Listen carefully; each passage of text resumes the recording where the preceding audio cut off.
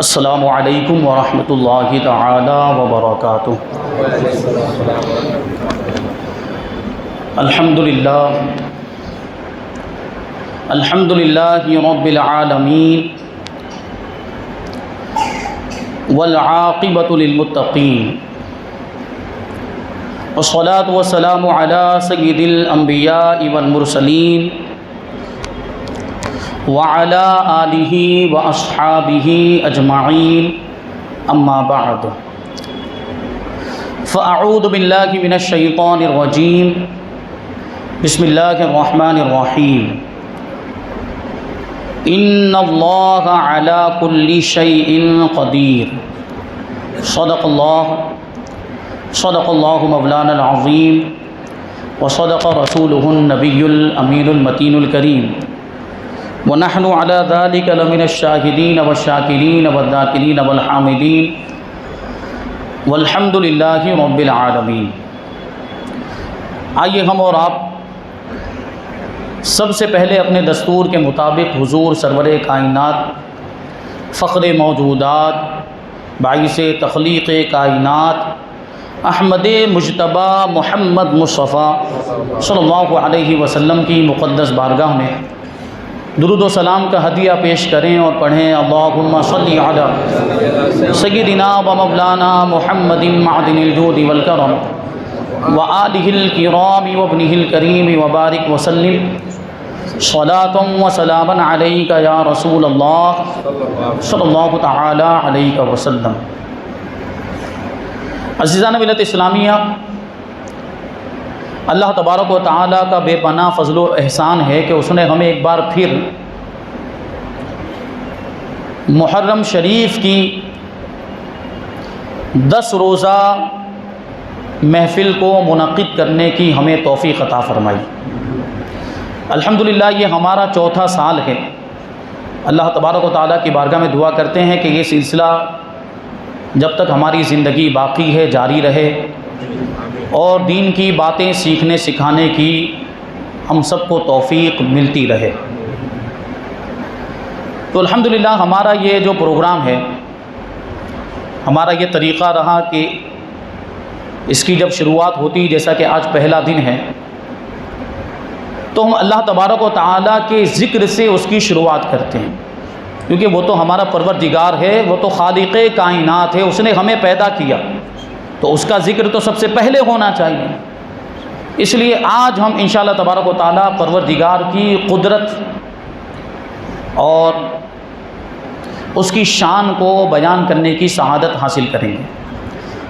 میں نے خطبہ مسنونہ کے اندر جس آیت کریمہ کی تلاوت کی ہے، بڑی مشہور آیت کریمہ، اللہ تبارک و تعالیٰ ارشاد فرماتا ہے ان اللہ علی کل شیء قدیر، کہ بے شک اللہ ہر شے پر قادر ہے، بے شک اللہ ہر شے پر قدرت رکھتا ہے، اختیار رکھتا ہے۔ اب ہمیں غور کرنا ہے کہ شے کا مطلب کیا ہوتا ہے۔ شے وہ ہوتی ہے جس کو اللہ تبارک و تعالیٰ چاہے، جو اللہ تبارک و تعالیٰ کی مشیت، اللہ تبارک و تعالیٰ کے ارادے اور اللہ تبارک و تعالیٰ کے چاہنے کے تحت آ سکے۔ اب ہمیں دیکھنا ہے کہ کون سی ایسی چیزیں ہیں جو اللہ تبارک و تعالیٰ کی مشیت اور اس کے چاہنے کے تحت آ سکتی ہیں۔ تو علماء فرماتے ہیں کہ ہر ممکن چیز اللہ تبارک و تعالیٰ کی مشیت کے تحت داخل ہے، ہر ممکن چیز۔ اب یہ ممکن کا کیا مطلب ہوتا ہے؟ ممکن کا مطلب یہ ہوتا ہے کہ جو واجب اور محال نہ ہو۔ اب ممکن کو سمجھنے کے لیے آپ کو واجب اور محال کو سمجھنا پڑے گا۔ واجب یہ اللہ تبارک و تعالیٰ کی ذات اور صفات، اس کے علاوہ کوئی چیز واجب نہیں۔ یعنی واجب کا مطلب ہوتا ہے کہ جو خود سے موجود ہو، اپنے وجود میں وہ کسی دوسرے کی محتاج نہ ہو۔ یہ اللہ تعالیٰ کی صفات ایسی، اللہ تبارک و تعالیٰ خود موجود ہے اور اس کی صفات بھی خود موجود ہے۔ ٹھیک ہے، اللہ تبارک و تعالیٰ کو کسی نے پیدا نہیں کیا بلکہ اس نے سب کو پیدا کیا۔ تو اللہ تبارک و تعالیٰ واجب الوجود ہے اور اس کی صفات بھی واجب ہے۔ تو واجب سمجھ میں آ گیا، اللہ تبارک و تعالیٰ کی ذات و صفات ہی واجب ہیں، اس کے علاوہ کوئی چیز واجب نہیں ہو سکتی۔ اب دوسرے نمبر پر چیز آتی ہے محال۔ محال کا مطلب ہوتا ہے ناممکن، یعنی وہ چیزیں جو اللہ تبارک و تعالیٰ کے لیے محال اور ناممکن، جیسے جھوٹ، غیبت، دھوکہ دینا، گناہوں کے کام کرنا، جسم و جسمانیات، جہد، زمانہ، یہ ساری چیزیں اللہ تبارک و تعالیٰ کے لیے محال اور ناممکن ہیں۔ اللہ تبارک و تعالیٰ ان ساری چیزوں سے پاک ہے۔ تو یہ دو چیزیں سمجھ میں آ گئی، محال اور واجب۔ اور محال اور واجب کے علاوہ اب جو کچھ بھی ہے وہ ہے ممکن، اور ساری ممکن چیزیں یہ اللہ تبارک و تعالیٰ کی قدرت کے تحت داخل ہے، یعنی اللہ تبارک و تعالیٰ ان ساری چیزوں پر قادر ہے جو واجب اور محال کے علاوہ ہیں۔ جو چیزیں واجب اور محال کے علاوہ، اس کا مطلب یہ ہوا کہ اللہ تبارک و تعالیٰ کو خود اپنی ذات اور اپنی صفات پر قدرت نہیں، اللہ تبارک و تعالیٰ کی ذات و صفات کا اللہ تبارک و تعالیٰ کی قدرت سے کوئی تعلق نہیں۔ اللہ تبارک و تعالیٰ کی ذات و صفات اللہ تعالیٰ کی قدرت کے تحت داخل نہیں، یعنی اس کا یہ مطلب نہیں کہ اللہ تبارک و تعالیٰ جیسے کہ اس کی صفت ہے عالم، علم والا ہونا، تو یہ نہیں ہو سکتا کہ اللہ تبارک و تعالیٰ خود اپنے علم کو ختم کر کے بے علم ہو جائے، معاذ اللہ، خود اپنے علم کو ختم کر کے بے علم ہو جائے، یہ نہیں ہو سکتا، کیونکہ یہ اللہ تبارک و تعالیٰ کی صفت جو اللہ کی قدرت کے تحت داخل ہی نہیں۔ اور ساری صفات قدیم ہیں، ازلی ابدی ہیں، ہمیشہ سے ہیں، ہمیشہ رہے گی، کوئی بھی صفت کبھی ختم نہیں ہو سکتی۔ اور اللہ تبارک و تعالیٰ کی ذات اور صفات کے لیے نہ کوئی ابتدا ہے نہ کوئی انتہا ہے، تو یہ مطلب ہوا۔ اور جو چیزیں محال ہیں، اللہ تبارک و تعالیٰ کے لیے ناممکن ہیں، وہ بھی اللہ تبارک و تعالیٰ کی قدرت کے تحت داخل نہیں، جیسے کہ جھوٹ، اللہ تبارک و تعالیٰ کی قدرت کے تحت داخل نہیں، یعنی اللہ تبارک و تعالیٰ جھوٹ نہیں بول سکتا، کیونکہ یہ اللہ تعالیٰ کے لیے محال ہے، یہ چیزیں اللہ کی قدرت کے تحت داخل ہی نہیں۔ تو محال چیزیں، ناممکن چیزیں، ان کا اللہ تبارک و تعالیٰ کی قدرت کے تحت داخل ہونا، یہ اللہ تبارک و تعالیٰ کی قدرت میں کمی یا نقص کی وجہ سے نہیں ہے کہ یہ چیزیں اللہ کی قدرت میں نہیں آئی، یہ چیزیں اللہ کی قدرت سے کے تحت نہیں آتی، ان کا اللہ کی قدرت سے تعلق نہیں، تو اس سے تو اللہ کی قدرت کم ہو گئی۔ یہی مغالطہ ہوا، یہی غلط فہمی ہوئی وہابیوں کو، اور معاذ اللہ ان کے مولوی رشید احمد گنگوئی نے لکھ دیا کہ اللہ تبارک و تعالیٰ جھوٹ بول سکتا ہے، معاذ اللہ، لیکن بولے گا نہیں، لیکن قدرت تو مانی ان لوگوں نے۔ بات سمجھے، گہرائی والی بات ہے، قدرت تو مان لی انہوں نے، یعنی اللہ تبارک و تعالیٰ کے لیے ایک محال چیز کو ممکن مان لیا، کافر ہو گئے۔ جو اللہ تبارک و تعالیٰ کے لیے جھوٹ کو ممکن مانے، یا کسی بھی عیب کو، کسی بھی برائی کو ممکن مانے کہ یہ ہو سکتا ہے اللہ تبارک و تعالیٰ کے لیے، وہ کافر ہو جائے، کیونکہ وہ چیزیں جو اللہ تبارک و تعالیٰ کی شان کے لائق نہیں، جو محال ہے، جو ناممکن ہے، وہ اللہ کی قدرت کے تحت داخل ہی نہیں، اور اس کی وجہ سے اللہ کی قدرت میں کوئی کمی نہیں آتی۔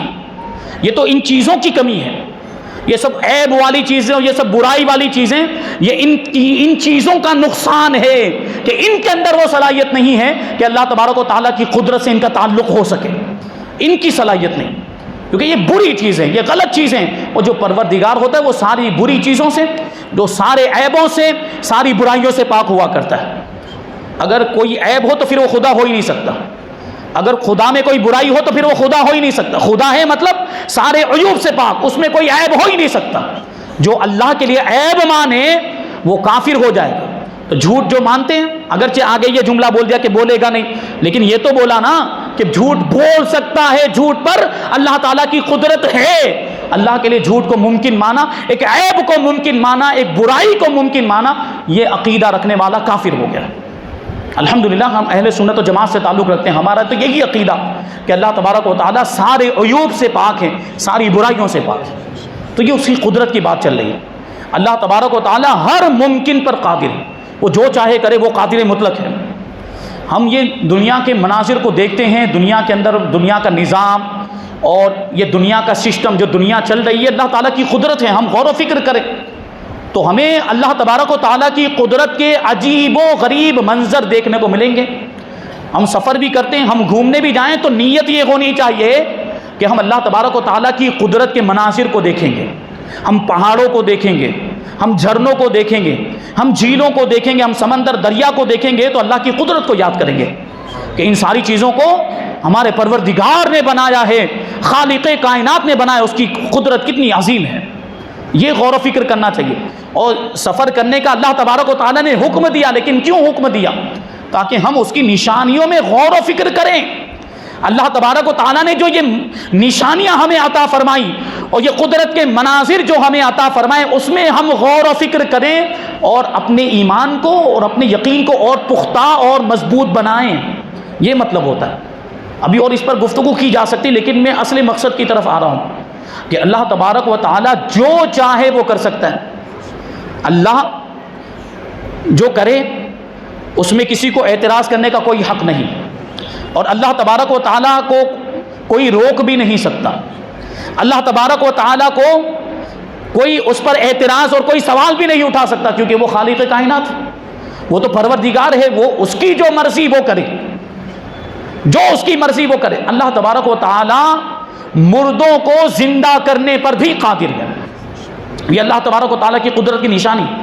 حضرت عیسیٰ علیہ السلام جب مردوں کو زندہ کر دیتے تھے، لیکن وہ اللہ کے حکم سے، بِإِذْنِ اللہ کا لفظ آیا یا بِإِذْنِ کا لفظ آیا ہے، جہاں اللہ نے اپنی طرف نسبت کی وہاں بِإِذْنِ آیا، جہاں حضرت عیسیٰ علیہ السلام نے اللہ کی طرف نسبت کرتے ہوئے اپنی بات بیان کی وہاں بِإِذْنِ اللہ اور بِإِذْنِ اللہ آیا ہے، یعنی میں اللہ کے حکم سے مادرزاد کوڑیوں اور اندھوں کو شفا دے دیتا ہوں اور مردوں کو زندہ کر دیا کرتا ہوں۔ یہ حضرت عیسیٰ علیہ السلام جو انسان ہے، لیکن ان کے پاس جو طاقت وہ کہاں سے آئی؟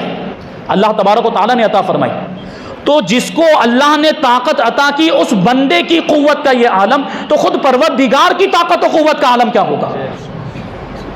تو ایسے بہت سارے واقعات ہمیں ملتے ہیں مردوں کو زندہ کرنے کے تعلق سے۔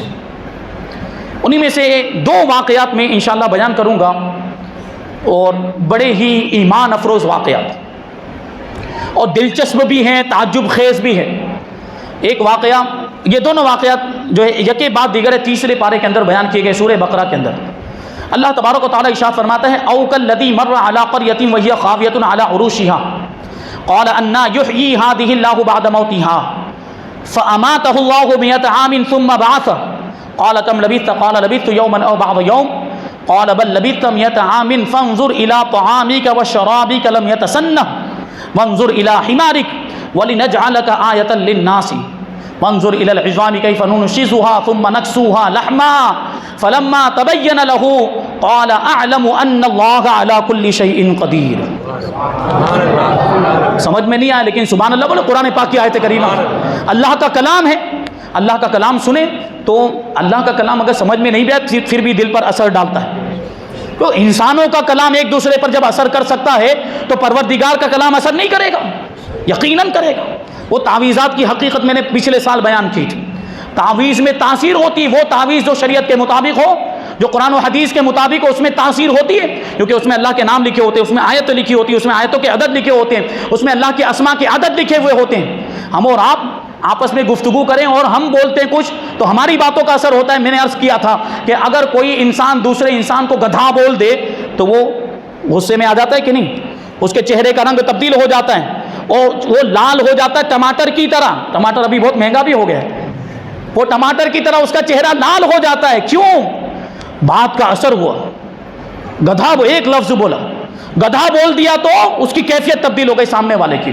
تو سوچے جب انسان کے کلام میں اور انسان کے ایک لفظ میں اتنی تاثیر کہ اس کے چہرے کا رنگ تبدیل ہو گیا، اس کی کیفیت تبدیل ہو گئی، وہ غصے میں آ گیا اور کبھی اتنا غصے میں آ جاتا ہے کہ کانپنے لگ جاتا ہے، تو پروردگار کے کلام میں کتنی تاثیر ہوگی۔ یہ اللہ تبارک و تعالیٰ کا کلام آیت کریمہ، اس کا مطلب یہ ہوتا ہے کہ کیا آپ نے اس کو نہ دیکھا جو ایک بستی کے پاس سے گزرا، جس کا گزر ایک بستی کے پاس سے ہوا اس حال میں کہ وہ بستی کے سارے مکانات چھتوں کے بل گرے ہوئے تھے۔ جب اس شخص نے یہ بستی کی حالت دیکھی تو کہا انا یحیی ہذہ اللہ بعد موتہا۔ اس شخص نے پروردگار کی بارگاہ میں عرض کیا کہ اللہ تبارک و تعالیٰ ان کے مردہ ہونے کے بعد ان کو دوبارہ زندہ کیسے فرمائے گا؟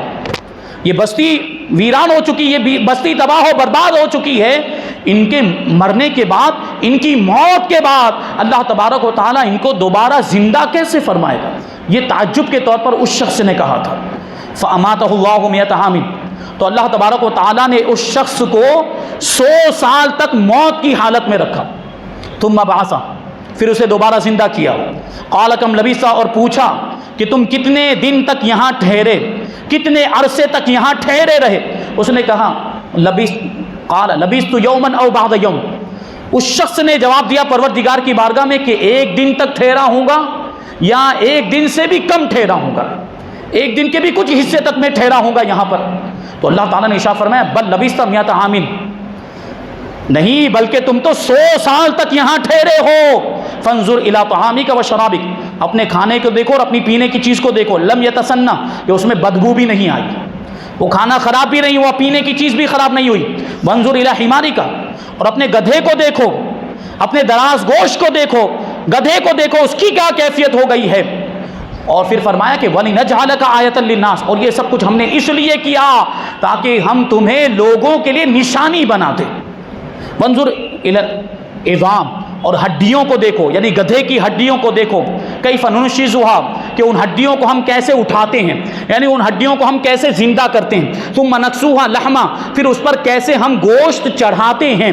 فلما تبین له، جب یہ چیز اور اللہ تبارک و تعالیٰ کی قدرت اس شخص کے سامنے ظاہر ہو گئی، قال اعلم ان اللہ علی کل شیء قدیر، تو اس نے کہا کہ بے شک میں جانتا ہوں کہ اللہ تبارک و تعالیٰ ہر چیز پر قادر ہے۔ اب آتے ہیں کہ وہ شخص کون تھا۔ جو شخص بستی کے قریب سے گزرا تھا وہ اللہ کے جلیل القدر پیغمبر حضرت عزیر علیہ السلام تھے۔ اور وہ بستی کون سی تھی؟ وہ بیت المقدس کی بستی تھی، بیت المقدس کی آبادی۔ ہوا یوں تھا کہ بیت المقدس پر بخت نصر نے حملہ کیا اور اس کو ویران کر دیا، تباہ و برباد کر دیا۔ بنی اسرائیل جو وہاں پر رہتے تھے قتل و غارت گری کرنے کے بعد، ان کا قتل عام کرنے کے بعد ان کو بھی تباہ و برباد کر دیا۔ یہ بیت المقدس کی جو آبادی یہ ویران ہو چکی تھی۔ اچھا، بخت نصر کا نام آیا تو میں نے کبھی کسی موقع پر اس سے پہلے یہ بات بیان کی ہے کہ 4 بادشاہ ایسے ہوئے ہیں جن کی پوری دنیا پر حکومت رہی، ان میں سے 2 مومن ہیں، 2 کافر ہیں۔ مومن بادشاہوں میں ایک حضرت سلیمان علیہ السلام جو اللہ کے نبی ہیں، اور دوسرے حضرت سکندر ذوالقرنین رضی اللہ عنہ۔ یہ مومن 2 بادشاہ ایسے ہوئے جن کی پوری دنیا پر حکومت رہی، اور کافر 2 بادشاہ جن کی پوری دنیا پر حکومت رہی، ان میں سے ایک نمرود اور دوسرے نمبر پر یہ بخت نصر۔ اس نے بیت المقدس پر حملہ کیا اور سب تباہ و برباد کر دیا، وہ بستی بالکل ویران۔ حضرت عزیر علیہ السلام وہاں سے گزرے تو دیکھا کہ بستی بالکل ویران ہے اور تباہ و برباد ہو چکی ہے۔ وہاں دیکھا تو مکانات چھتوں کے بل گرے ہوئے تھے۔ مکانات چھتوں کے بل گرے ہوئے، اس کا کیا مطلب ہوا؟ جیسے ہم اور آپ ایک جملہ بولتے ہیں، اگر کوئی آگے کی طرف گرے تو ہم کیا بولتے ہیں؟ منہ کے بل گر گیا۔ کوئی آگے کی طرف گر جائے چلتے ہوئے تو ہم کیا کہتے ہیں؟ منہ کے بل گر گیا۔ تو وہ گھر اور وہ مکانات چھتوں کے بل گرے ہوئے تھے، اس کا مطلب کیا؟ آگے کی طرف گرے ہوئے تھے، یعنی ان کی چھتیں یوں ایسے آ کر زمین پہ لگ گئی تھی، زمین بوس ہو گئے تھے وہ سارے مکانات۔ ایسے حالات تھے اس بستی کے۔ حضرت عزیر علیہ السلام کے ساتھ ایک برتن میں کھجوریں تھیں، ایک ٹوکری میں کچھ کھجوریں تھیں، اور ایک پیالے کے اندر انگور کا رس انہوں نے اپنے ساتھ میں لے لیا تھا، شیرہ انگور۔ وہ گدھے پر سوار ہو کر اس بستی میں پہنچے، بستی کا جائزہ لیا، بستی کے اندر گھومے، کوئی بھی انسان نظر نہیں آیا، کوئی بھی انسان موجود نہیں، کیونکہ پوری بستی تباہ و برباد ہو چکی تھی اور پوری بستی ویران ہو چکی تھی۔ یہ آپ غور کریں گے اس واقعے پر، یہ واقعہ جتنا جتنا آگے بڑھتا جائے گا اتنا ہی دلچسپ ہوتا چلا جائے گا۔ آپ غور کریں گے، آپ کو بڑا لطف بھی آئے گا، اور اللہ تبارک و تعالیٰ کی قدرت پر آپ کا یقین اور ایمان اور پختہ ہوتا چلا جائے گا۔ بڑا ہی پیارا واقعہ اور بڑا ہی تعجب خیز واقعہ ہے۔ تو حضرت عزیر علیہ السلام نے جب یہ سارا منظر دیکھا تو اللہ کی بارگاہ میں عرض کیا کہ یہ بستی ویران ہو چکی ہے، اللہ تبارک و تعالیٰ ان لوگوں کو مرنے کے بعد دوبارہ زندہ کیسے کرے گا؟ تعجب کی بات ہے۔ حضرت عزیر علیہ السلام کو اللہ تبارک و تعالیٰ کی قدرت میں شک نہیں تھا، کیونکہ ایک نبی کو کبھی بھی اللہ کی قدرت پر شک ہو ہی نہیں سکتا۔ تو حضرت عزیر علیہ السلام نے جو اللہ کی بارگاہ میں یہ عرض کیا تھا، ان کو یقین تھا اللہ کی قدرت کا، بس وہ تعجب کر رہے تھے کہ یہ ہوگا کیسے، یعنی یقیناً ایسا ہوگا، اللہ تبارک و تعالیٰ دوبارہ زندہ فرمائے گا، لیکن کیسے زندہ ہوں گے یہ سب؟ یہ پوری بستی ویران ہونے کے بعد یہ دوبارہ کیسے آباد ہوگی؟ یہ بڑی تعجب والی بات ہے۔ یہ حضرت عزیر علیہ السلام نے تعجب کے طور پر اللہ کی بارگاہ میں عرض کیا تھا۔ تو اللہ تبارک و تعالیٰ نے ان کو تجربہ کرانے کے لیے کیا کیا؟ 100 سال تک ان کو موت کی حالت میں رکھا، 100 سال تک۔ حضرت عزیر علیہ السلام اللہ کی بارگاہ میں یہ عرض کرنے کے بعد ایک جگہ پر گئے، وہاں پر اپنا گدھا باندھا اور وہیں آرام فرمانے لگ گئے۔ اور قریب ہی میں وہ کھجوریں بھی رکھ دی اور شیرہ انگور بھی رکھ دیا، سو گئے، اور اسی حال میں آپ کی روح قبض کر لی گئی۔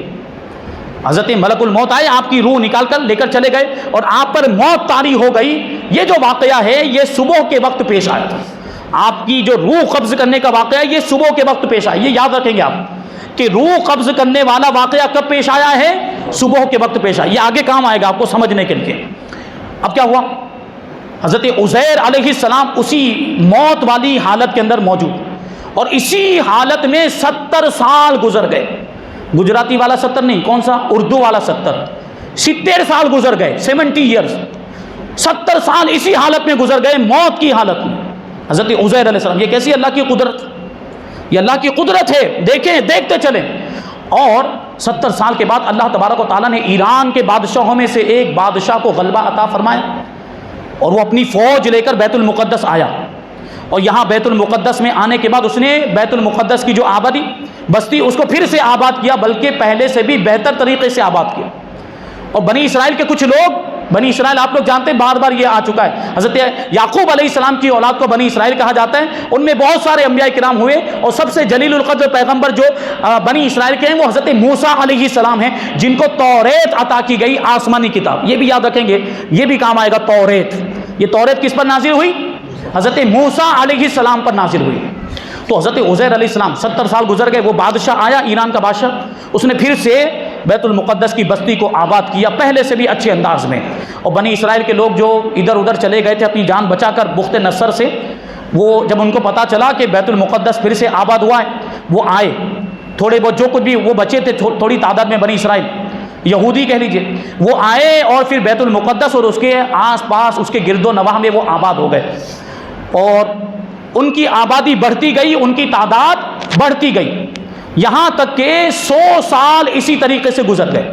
یعنی 70 سال تو پہلے گزر چکے تھے، 30 سال اور گزرے، یعنی 100 سال کا زمانہ ہو گیا، 100 سال کا زمانہ۔ اور اس عرصے میں اللہ تبارک و تعالیٰ نے حضرت عزیر علیہ السلام کے جسم مبارک کو لوگوں کی نگاہوں سے پوشیدہ رکھا۔ اس پورے عرصے میں کوئی بھی حضرت عزیر علیہ السلام کو دیکھ نہیں سکا، موجود تھے، آپ کا جسم بھی سلامت تھا، اللہ تبارک و تعالیٰ نے محفوظ رکھا، لیکن کوئی دیکھ نہیں پایا، کیونکہ لوگ دیکھ لیتے ہو سکتا ہے کوئی نقصان پہنچا دیتے، یا ممکن اٹھا کر لے جا کے دفن کر دیتے، کچھ معاملات ہو جاتے ہیں، اللہ کو یہ منظور نہیں تھا۔ اس لیے کیا ہوا، جسم کو محفوظ کرنے کے لیے لوگوں کی نگاہوں سے اس کو پوشیدہ کر دیا گیا، اوجھل کر دیا گیا، کسی کو حضرت عزیر علیہ السلام کا جسم مبارک 100 سال تک نظر نہیں آیا۔ اب جب 100 سال گزر گئے تو اللہ تبارک و تعالیٰ نے حضرت عزیر علیہ السلام کو پھر سے زندہ فرمایا، اور کیا ہوا، حضرت عزیر علیہ السلام کی آنکھوں میں سب سے پہلے جان آئی، آنکھوں میں سب سے پہلے جان آئی، اور باقی کا جسم ابھی تک بے جان تھا، اور حضرت عزیر علیہ السلام نے خود اپنی آنکھوں سے اپنے باقی کے جسم میں جان آتے ہوئے ملاحظہ فرمائی، ان کی نگاہوں کے سامنے دیکھتے ہی دیکھتے باقی جسم کے اندر جان آئی، اور آپ کا جسم پورے طور پر پھر زندہ ہو گیا۔ حضرت عزیر علیہ السلام بیدار ہوئے، تو اللہ تبارک و تعالیٰ نے پوچھا کہ اے عزیر، تم یہاں پر کتنے عرصے تک رکے، کتنا ٹائم تم نے یہاں پر گزارا؟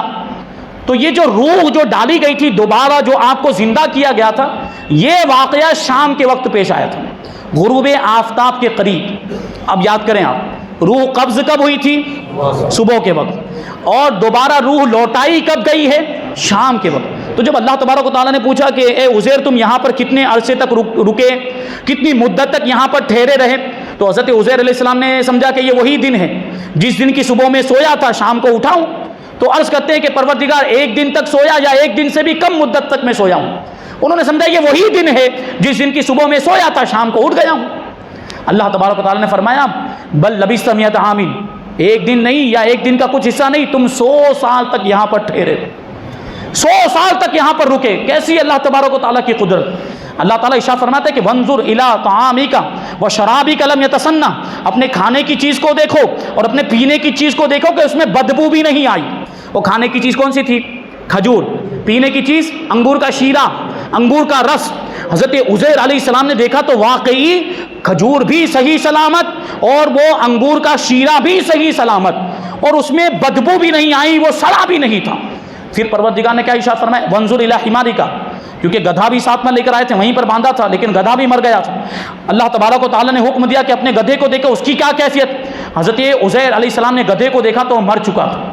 مر چکا، کیسا مر چکا تھا؟ اس کا بدن گل گیا تھا، اس کی ہڈیاں بکھر گئی تھی، اس کے اعضاء بکھر چکے تھے، ایک دوسرے سے الگ ہو چکے تھے، اور ہڈیوں کی کیفیت بھی تبدیل ہو چکی تھی۔ حضرت عزیر علیہ السلام نے یہ ساری چیزوں کو ملاحظہ کیا۔ اب یہاں پہ غور کرنے کی ضرورت ہے، ایک بات، ایک پوائنٹ ہے۔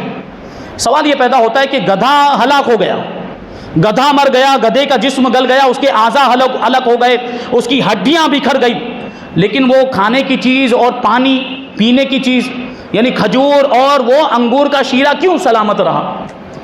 یعنی اگر یہ گدھا جو ہے اس کا جسم خراب ہو گیا تو یہ دونوں چیزیں بھی خراب ہو جانی چاہیے تھی 100 سال کے عرصے میں۔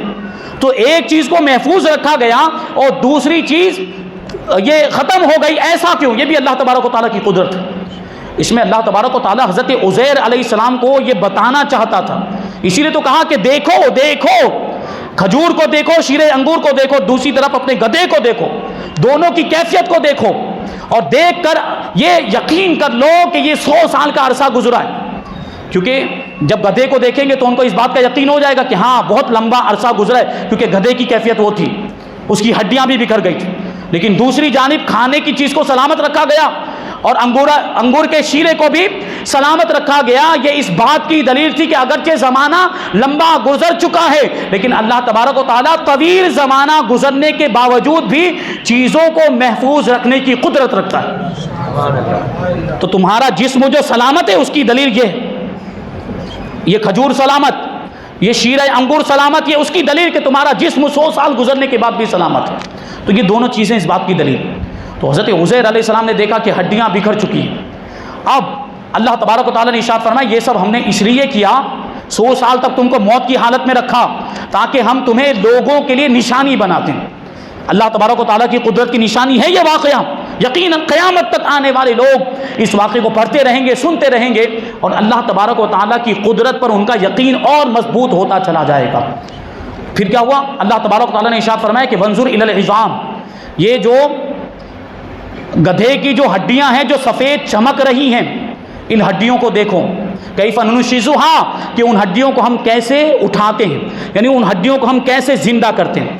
پھر کیا ہوا؟ حضرت عزیر علیہ السلام نے دیکھا تو دیکھتے ہی دیکھتے وہ ساری ہڈیاں ایک جگہ پہ جمع ہو گئی، گدھے کی ہڈیاں ایک جگہ پر جمع ہو گئی، اور جسم میں جہاں پر جو ہڈی ہوتی وہاں آ کے وہ مل گئی، سارے اعضاء ایک ترتیب کے ساتھ جمع ہو گئے، جسم کے سارے اعضاء، باڈی پارٹس وہ سب ایک ساتھ میں جمع ہو گئے، اور دیکھتے ہی دیکھتے ان ہڈیوں کے اوپر گوشت آ گیا، گوشت کے اوپر چمڑا بھی آ گیا، اور چمڑے کے اوپر بال بھی آ گئے، اور پھر اس کے اندر روح پھونک دی گئی، یہاں تک کہ وہ زندہ ہو کر کھڑا ہو گیا اور آواز کرنے لگ گیا۔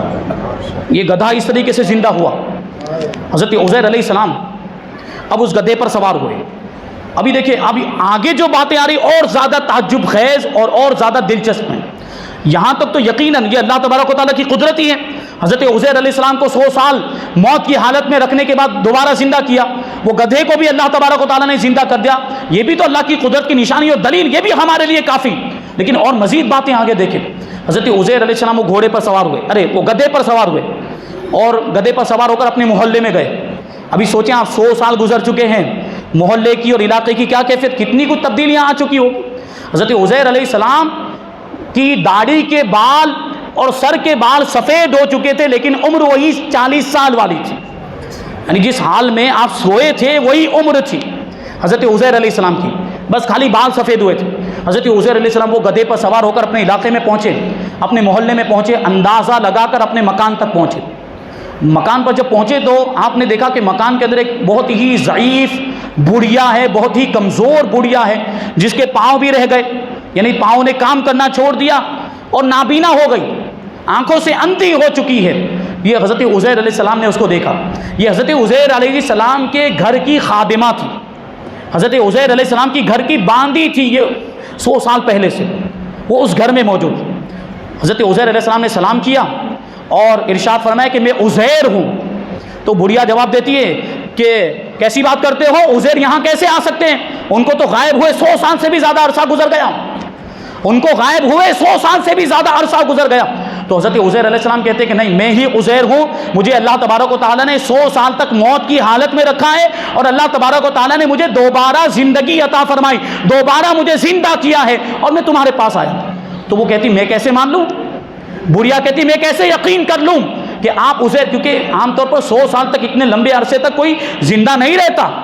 اب پرانے زمانے میں عمریں لمبی ہوتی تھی، لیکن 40 سال کی زندگی حضرت عزیر علیہ السلام پہلے ہی گزار چکے تھے، اور باقی یہ 100 سال۔ تو اس بڑھیا کو بڑا تعجب ہوا، وہ بڑھیا کہتی کہ میں کیسے یقین کر لوں؟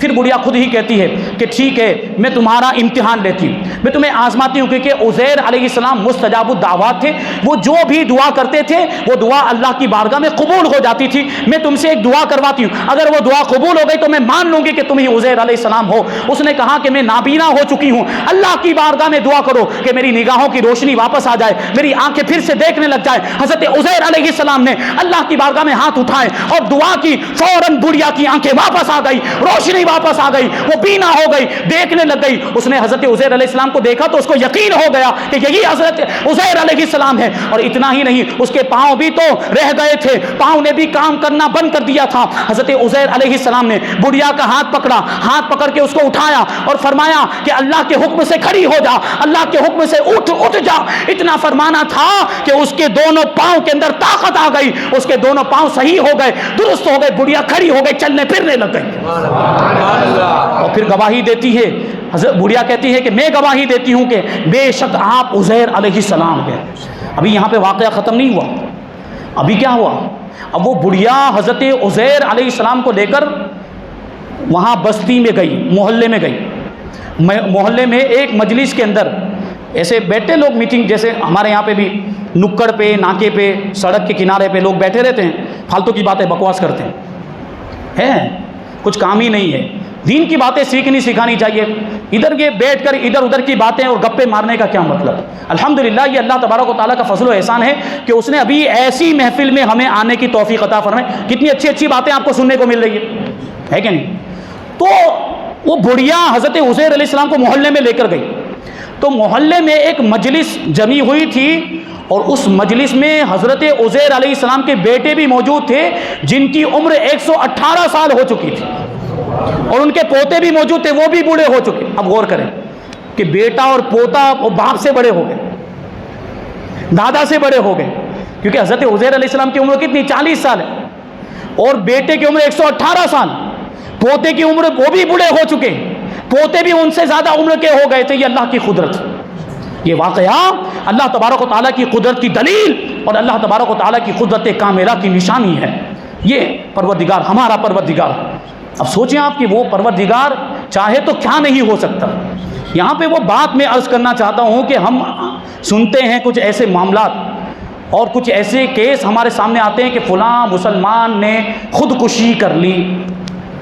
یہ سنتے کہ ہم ہندو خودکشی کرے تو سمجھ میں آتا ہے کہ وہ تو اللہ کو مانتا ہی نہیں ہے، غیر مسلم خودکشی کرے، اپنے آپ کو مار لے تو سمجھ میں آتا ہے کہ اللہ پر اس کو بھروسہ نہیں۔ لیکن ایک مسلمان کا تو دعویٰ ہے نا کہ اس کو اللہ پر بھروسہ ہوتا ہے، وَعَلَى اللَّهِ فَلْيَتَوَكَّلِ الْمُؤْمِنُونَ، کہ ایمان والوں کو تو اللہ ہی پر بھروسہ کرنا چاہیے۔ وہ مومن، وہ مسلمان جس کو اپنے رب پر بھروسہ ہو، جس کو اپنے رب کی قدرت کاملہ کا یقین ہو، وہ خودکشی کر ہی نہیں سکتا۔ کتنی بھی بڑی مصیبت آ جائے، کتنا ہی زیادہ قرضہ کیوں نہ آ جائے، اور اس کی ادائیگی کی کوئی بھی صورت ظاہری طور پر نظر نہ آتی ہو، لیکن پروردگار کے لیے کوئی بھی چیز ناممکن نہیں ہے۔ کتنا بھی بڑا قرضہ ہو جائے، پروردگار چاہے تو اس کی ادائیگی کی صورت نکل سکتی ہے۔ کتنی بھی بڑی مصیبت ہو آ جائے، پروردگار ساری مصیبتوں کو، ساری پریشانیوں کو دور کرنے پر قادر ہے۔ ایک مومن، ایک مسلمان جس کو یہ یقین ہو، جس کا یہ عقیدہ ہو کہ میرا پروردگار جو چاہے وہ کر سکتا ہے، پھر وہ خودکشی کیوں کرتا ہے؟ یہ بڑے تعجب کی بات ہے۔ بہرحال اس مجلس کے اندر حضرت عزیر علیہ السلام کے بیٹے بھی موجود اور آپ کے پوتے بھی موجود۔ بڑھیا لے کر آئی اور کہتی ہے کہ یہ حضرت عزیر علیہ السلام تشریف لائے، تو لوگوں نے جھٹلایا، کیسے ہو سکتا ہے؟ لوگوں نے انکار کر دیا، یہ ہو ہی نہیں سکتے حضرت عزیر علیہ السلام، ہم نہیں مانتے۔ تو آپ کے بیٹے، آپ کے صاحبزادے قریب آئے اور آنے کے بعد کہنے لگے کہ میرے والد ماجد کی ایک نشانی یہ ہے، وہ مہر نبوت اللہ تبارک و تعالیٰ سارے انبیاء کرام کو عطا فرماتا کہ ان کے دونوں کندھوں کے درمیان سیاہ بالوں کا ایک چاند بنا ہوا ہے، دونوں کندھوں کے درمیان پیٹھ پر کالے بالوں کا ایک چاند بنا ہوا ہے، چنانچہ آپ کی پیٹھ مبارک کو کھولا گیا تو وہ نشانی موجود تھی۔ اب یہ بات تو کنفرم ہو گئی کہ یہ حضرت عزیر علیہ السلام۔ اچھا، اس وقت اس زمانے میں توریت کا کوئی بھی نسخہ موجود نہیں تھا، کیونکہ حضرت موسیٰ علیہ السلام کو ہزاروں سال کا عرصہ گزر چکا تھا۔ توریت کس پر نازل ہوئی تھی؟ وہ بات آئی حضرت موسیٰ علیہ السلام پر نازل ہوئی۔ حضرت موسیٰ علیہ السلام کے بعد بھی سینکڑوں سال کا عرصہ گزرا، اور پھر یہ بخت نصر نے حملہ کیا۔ حملہ کرنے کی وجہ سے بنی اسرائیل خود ہی بکھر گئے۔ تو توریت کا اس وقت اس علاقے میں کوئی نسخہ موجود نہیں تھا۔ حضرت عزیر علیہ السلام نے پوری توریت شروع سے لے کر آخر تک زبانی ان کو پڑھ کے سنا تھا، زبانی پڑھ کے سنائی، اور لکھوا بھی، لکھو، سب نے لکھ لی۔ اب اس میں سے ایک آدمی کھڑا ہوا، اور کھڑا ہو کر کہتا ہے کہ مجھے میرے والد نے بتایا تھا کہ جب بخت نصر نے یہاں پر حملہ کیا اور گرفتاری کے معاملہ چل رہے تھے تو میرے دادا جان نے توریت کا ایک نسخہ لے کر اس کو محفوظ کرنے کے لیے، وہ بخت نصر کافر تھا، وہ توریت کے نسخے اس نے کتنے ضائع کیے تھے، تو توریت کے نسخے کو محفوظ کرنے کے لیے میرے دادا جان نے اس کو ایک جگہ پہ دفن کر دیا تھا تاکہ وہ محفوظ رہے۔ میرے والد ماجد نے مجھے اس کا پتہ بتایا، تو اسے کہا چلو جاتے ہیں۔ اب وہ ڈھونڈتے ہوئے، جستجو کرتے ہوئے، تلاش کرتے ہوئے اس پتے پر پہنچے، جو نشانی، جو علامت بتائی تھی وہاں پر گئے، اس کو کھودا، نکالا، توریت کا نسخہ نکلا۔ اب توریت کا نسخہ یہ ایک طرف جو 100 سال سے بھی پہلے کا نسخہ ہے جو دفن کیا گیا تھا، دوسری جانب وہ نسخہ جو حضرت عزیر علیہ السلام نے لکھوایا تھا۔ اب کیا ہوا؟ دونوں نسخوں کا مقابلہ کیا گیا، کمپیریزن کیا گیا، ملایا گیا دونوں کو کہ دونوں میں کوئی فرق ہے یا نہیں۔ جب دونوں کو ملایا گیا تو ایک جملہ یا ایک کلمہ تو کیا، ایک حرف کا بھی فرق نہیں تھا۔ یہ اللہ کی قدرت ہے، یہ پروردگار کی قدرت ہے، یہ ہمارا پروردگار۔ تو ہمیں اللہ پر بھروسہ ہونا چاہیے، کیسی بھی مصیبت آ جائے، کیسی بھی پریشانی کیوں نہ آ جائے، ہمیں اللہ پر بھروسہ کرنا چاہیے کہ ہمارا پروردگار ہر چیز پر قادر ہے۔ وہ بڑی سی بڑی مصیبت کو بھی ٹال سکتا ہے، بڑی سی بڑی پریشانی کو بھی دور فرما سکتا ہے، ہر مشکل کو وہ حل کر سکتا ہے۔ یہ واقعہ، ایک دوسرا واقعہ عرض کر کے بات کو ختم کروں، حضرت ابراہیم علیہ السلام کا واقعہ، اسی آیت کریمہ کے بعد اللہ تبارک و تعالیٰ ارشاد فرماتا ہے وَإِذْ قَالَ إِبْرَاهِيمُ رَبِّ أَرِنِي كَيْفَ تُحْيِي الْمَوْتَى قَالَ أَوَلَمْ تُؤْمِنْ قَالَ بَلَىٰ وَلَٰكِنْ لِيَطْمَئِنَّ قَلْبِي قَالَ فَخُذْ أَرْبَعَةً مِّنَ الطَّيْرِ فَصُرْهُنَّ إِلَيْكَ ثُمَّ اجْعَلْ عَلَىٰ كُلِّ جَبَلٍ مِّنْهُنَّ جُزْءًا ثُمَّ ادْعُهُنَّ يَأْتِينَكَ سَعْيًا وَاعْلَمْ أَنَّ اللَّهَ عَزِيزٌ حَكِيمٌ۔ اور یاد کرو جب ابراہیم علیہ السلام نے عرض کیا، اے میرے پروردگار مجھے دکھا دے کہ تم مردوں کو کیسے زندہ فرمائے گا، مجھے دکھا دے کہ تم مردوں کو کیسے زندہ فرمائے گا۔ تو اللہ تعالیٰ نے ارشاد فرمایا کہ اے ابراہیم کیا تم کو یقین نہیں، کیا تم کو اس بات کا یقین نہیں کہ میں مردوں کو زندہ کروں گا؟ تو حضرت ابراہیم علیہ السلام نے کہا کیوں یقین نہیں؟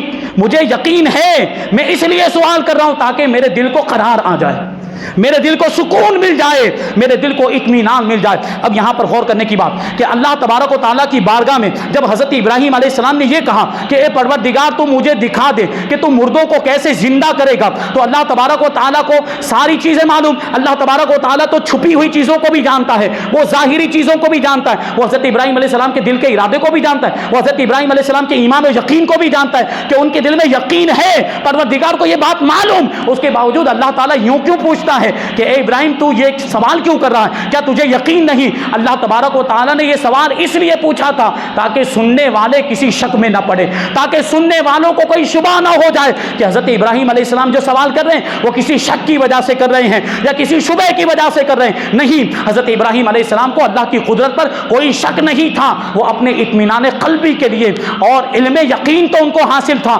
عین الیقین حاصل کرنے کے لیے وہ اللہ تبارک و تعالیٰ کی بارگاہ میں عرض کر رہے تھے، یعنی وہ یوں کہنا چاہ رہے تھے کہ اے پروردگار مجھے تیری قدرت کا علم ہے، مجھے تیری قدرت کا یقین ہے، لیکن میں اس کا مشاہدہ کرنا چاہتا ہوں، میں اس کو دیکھنا چاہتا ہوں، میں اپنی آنکھوں سے اس منظر کو دیکھنا چاہتا ہوں کہ تم مردوں کو کیسے زندہ کرے گا۔ اس کا واقعہ یہ ہے کہ حضرت ابراہیم علیہ السلام ایک مرتبہ سمندر کے کنارے سے گزر رہے تھے تو آپ نے دیکھا کہ سمندر کے کنارے پر ایک لاش پڑی ہوئی ہے، ایک مردہ مرا ہوا پڑا ہوا ہے، اور سمندر کے پانی کے بارے میں آپ کو معلوم کہ وہ پانی پانی اترتا اور چڑھتا رہتا ہے، اور اس کی کیفیت یہ تھی، حضرت ابراہیم علیہ السلام نے ملاحظہ کیا کہ جب وہ پانی چڑھتا تو سمندر کی مچھلیاں اس لاش کو کھاتی تھی، اور جب پانی اتر جاتا تو جنگل کے درندے آ کر اس لاش کو کھاتے تھے، اور جب درندے کھا کر چلے جاتے تو پرندے آتے تھے، اور پرندے آنے کے بعد اس لاش کو کھاتے تھے۔ حضرت ابراہیم علیہ السلام کو بڑا تعجب ہوا کہ اس کے جسم کے کچھ حصے مچھلیوں کے پیٹ میں چلے گئے، کچھ اجزاء یہ درندوں کے پیٹ میں چلے گئے، اور کچھ حصے یہ پرندوں کے پیٹ میں چلے گئے۔ اب تعجب ہو رہا ہے، حضرت ابراہیم علیہ السلام کو یقین ہے کہ پروردگار یہ ساری جگہوں سے اس کے اجزاء کو، اس کے جسم کے حصوں کو جمع کر کے اس کو دوبارہ زندہ کرنے پر قادر ہے۔ حضرت ابراہیم علیہ السلام کو اس کا یقین تھا، لیکن آپ وہ منظر دیکھنا چاہتے تھے، آپ اس کو مشاہدہ کرنا چاہتے تھے، اور اپنی نگاہوں سے اس کو ملاحظہ کرنا چاہتے تھے۔ یہ حضرت ابراہیم علیہ السلام کی آرزو تھی، اس لیے پروردگار کی بارگاہ میں عرض کیا، اے پروردگار مجھے دکھا دے کہ تو مردوں کو کیسے زندہ کرے گا۔ تو اللہ تعالیٰ نے ارشاد فرمایا کہ اے ابراہیم کیا تجھ کو یقین نہیں؟ تو حضرت ابراہیم علیہ السلام نے کہا کہ کیوں نہیں، مجھے یقین تو ہے، لیکن اس لیے سوال کر رہا ہوں، میں اس لیے یہ چاہتا ہوں تاکہ میرے دل کو قرار ہو جائے، میرے دل کو اطمینان اور سکون حاصل ہو جائے۔ پھر اللہ تبارک و تعالیٰ نے حضرت ابراہیم علیہ السلام کو حکم دیا، اچھا ایک کام کرو کہ پرندوں میں سے کوئی 4 پرندے لے لو، اور ان پرندوں کو پھر اپنے سے مانوس کر لو، یعنی اس کو اپنے پاس رکھو، پرندوں کو اپنے پاس رکھو، اور اس طریقے سے رکھو کہ وہ تمہیں جاننے پہچاننے لگ جائیں، تمہارے ساتھ گھل مل جائیں۔ پرندوں کا یہ معاملہ ہوتا ہے، جو کبوتر پالتے ہیں ان کو تو معلوم کہ کبوتر کو ایک عرصے تک پالا جائے تو وہ کبوتر پالنے والے سے مانوس ہو جاتا ہے، یعنی پھر وہ کبوتر کو اڑائے بھی تو اڑنے کے بعد دوبارہ اس کے پاس ہی آ کر بیٹھتا ہے۔ تو یہی حکم تھا حضرت ابراہیم علیہ السلام کو کہ 4 پرندے لے لو، اور 4 پرندوں کو لینے کے بعد ان کو اپنے سے مانوس کر لو، یعنی ایسا وہ تمہیں جاننے پہچاننے لگ جائیں کہ تمہارے ساتھ وہ گھل مل جائیں۔ پھر کیا کرو؟ پھر فرمایا پھر ان کے ٹکڑے ٹکڑے کرو، ان کا قیمہ بناؤ، اور قیمہ بنانے کے بعد اس کا ایک ایک حصہ، یہ جو تمہارے ارد گرد جو پہاڑ ہیں ان پہاڑوں پر ایک ایک حصہ لے جا کر رکھ دو، تم مدعوہن، پھر ان پرندوں کو آواز دے کر پکارو، یاتینک سعیا، وہ پرندے اپنے پاؤں کے بل دوڑتے ہوئے تمہارے پاس آ جائیں گے۔ وَعَلَمْ أَنَّ اللَّهَ عَزِيزٌ حَكِيمٌ، اور جان لو کہ بے شک اللہ غالب حکمت والا ہے، اللہ تبارک و تعالیٰ کا کوئی کام حکمت سے خالی نہیں ہوتا ہے۔ پروردگار نے یہ حکم دیا، حضرت ابراہیم علیہ السلام نے 4 پرندوں کو جمع کیا۔ اب ایک روایت کے مطابق وہ 4 پرندے کون تھے؟ ایک پرندہ مور تھا، دوسرا پرندہ مرغا، تیسرا پرندہ کبوتر، اور چوتھا پرندہ کوا تھا۔ یہ 4 پرندوں کو حضرت ابراہیم علیہ السلام نے جمع کیا، اور جمع کرنے کے بعد ان کو ذبح کر کے ان کا قیمہ بنایا۔ قیمہ کرنے کے بعد آپس میں ان سب کو مکس کر دیا، ایسا نہیں کہ ایک پرندے کا قیمہ الگ، دوسرے پرندے کا قیمہ الگ۔ اللہ تبارک و تعالیٰ کی قدرت کو ملاحظہ کرتے ہوئے چلیں کہ حکم یہ تھا کہ سارے پرندوں کا قیمہ کرنے کے بعد وہ قیمہ بھی آپس میں مکس کر دیا جائے، وہ قیمے کو بھی آپس میں ملا دیا جائے۔ چنانچہ حضرت ابراہیم علیہ السلام نے 4 پرندوں کا قیمہ کرنے کے بعد وہ قیمے کو آپس میں ایک دوسرے کے ساتھ ملا دیا، ایک دوسرے کے ساتھ مکس کر دیا۔ اب اس کے الگ الگ حصے کیے، اور الگ الگ حصے کرنے کے بعد اور ایک ایک حصہ مختلف پہاڑوں پر لے جا کر رکھ دیا، اور پھر یہاں اپنے پاس حضرت ابراہیم علیہ السلام نے 4 پرندوں کے سر کو اپنے پاس محفوظ رکھا، اپنے بغل میں سروں کو اپنے پاس رکھا، کیونکہ ذبح کر دیا تھا۔ ذبح کرنے کے بعد جو پرندوں کے جو سر تھے وہ سر یہاں موجود، اور جسم کا جو دھڑ تھا اس کو الگ کرنے کے بعد حضرت ابراہیم علیہ السلام نے ان کے پروں کو اکھاڑا اور قیمہ بنا کے ان کو مکس کر کے یہ الگ الگ پہاڑوں پر یہ قیمے کے ٹکڑے، قیمے کا حصہ لے جا کر تھوڑا تھوڑا قیمہ رکھ دیا۔ پھر حضرت ابراہیم علیہ السلام نے ان پرندوں کو آواز دے کر پکارا، ادھر آواز دینا تھا، ادھر پکارنا تھا کہ وہ قیمہ اڑا۔ وہ قیمہ جو تھا وہ گوشت کے جو ٹکڑے تھے وہ اڑے، اور پھر پروردگار کی قدرت دیکھیں پھر کیا ہوا، وہ گوشت کے ٹکڑے آپس میں الگ الگ ہوئے۔ حضرت ابراہیم علیہ السلام نے تو مکس کر دیا تھا، لیکن اس کا یہ مطلب نہیں کہ اب ایک پرندے کا کوئی گوشت دوسرے پرندے میں لگ جائے، یہ بھی اللہ تبارک و تعالیٰ کی قدرت کو گوارا نہیں۔ جو گوشت جس پرندے کا تھا وہ اسی میں لگنا چاہیے، تبھی قدرت کاملہ کا یقین ہو۔ تو یہ ہوا کہ وہ گوشت اڑا، پھر وہ گوشت کے اجزاء الگ الگ ہوئے، ایک پرندے کے اجزاء ادھر آ گئے، ایک پرندے کے اجزاء ادھر آ گئے، ایک پرندے کا گوشت ادھر الگ ہو گیا اور ایک پرندے کا ادھر، اس طریقے سے 4 پرندوں کا گوشت اس طریقے سے الگ الگ ہو گیا، اپنی اپنی جگہ جگہ پر وہ ترتیب کے ساتھ جمع ہو گیا. جو گوشت جسم میں جہاں پر ہوتا ہے وہ گوشت وہاں پر پہنچ گیا, یہاں تک کہ پوری پرندے کی شکل تیار ہو گئی اور ان کے اندر جان آ گئی, اور وہ پرندے اپنے پاؤں کے بل دوڑتے ہوئے حضرت ابراہیم علیہ السلام کی بارگاہ میں حاضر ہوئے, اور خود ہی جو سر حضرت ابراہیم علیہ السلام نے اپنے قریب پرندوں کے رکھے ہوئے تھے وہ پرندے خود ہی آ کر اپنے اپنے سر میں جڑ گئے اور مکمل پرندے کی شکل تیار ہو گئی. اچھا ایسا بھی نہیں کہ کوا وہ کبوتر کے سر میں آ کر جڑ جائے, اور ایسا بھی نہیں ہوا کہ مور وہ مرغے کے سر میں آ کر جڑ جائے. یہ پروردگار کی قدرت, یہاں غلطی کا احتمال ہی نہیں, یہاں کوئی غلطی ہو ہی نہیں سکتی. پروردگار کا حکم تھا, جو سر جس پرندے کا تھا وہ پرندہ اسی سر میں آ کر جڑا. لیکن یہ ہمارا پروردگار ہے, یہ اللہ تبارک و تعالی ہے, اس کی شان قدرت کا عالم یہ. ہر پرندہ آیا اپنے اپنے سر میں جڑ گیا, اور کوئی غلطی نہیں, جس کا جو سر تھا اسی میں آ کر جڑ. ان پر تو سب سے پہلا سوال یہی اٹھتا ہے کہ قتل ہی کیوں کیا؟ قتل کرنا تو کتنا بڑا گناہ ہے. بھگوان نے قتل کیا, بھگوان نے مار دیا. بہرحال اس پر گفتگو ہو سکتی ہے. تو یہ واقعہ یہ اللہ تبارک و تعالیٰ کی قدرت کی نشانی. ان دونوں واقعے سے ہمیں پتہ چلا کہ انبیاء کرام اللہ تبارک و تعالیٰ کے مقبول بندے ہوتے ہیں. وہ جو دعا کرتے ہیں ان کی دعا قبول ہوتی, وہ جو چاہتے ہیں اللہ تبارک و تعالیٰ ویسا ہی کر دیا کرتا ہے. یہ شان ہے ہمارے پروردگار کی. اس بارے میں اور باتیں تھی اور تیاری کر کے آیا تھا, لیکن وقت چونکہ زیادہ ہو گیا, ہمیں ٹائم کے حساب سے چلنا ہے. پھر کیا ہوتا ہے کہ کسی دن وقت زیادہ ہو گیا, دوسرے دن لوگ کم ہو جاتے ہیں. جب دین کی معلومات حاصل کرنی ہے, اچھی باتیں سننی ہے, تو پھر توجہ دینی پڑے گی, آپ کو آنا بھی پڑے گا, علماء سے قریب ہونا پڑے گا.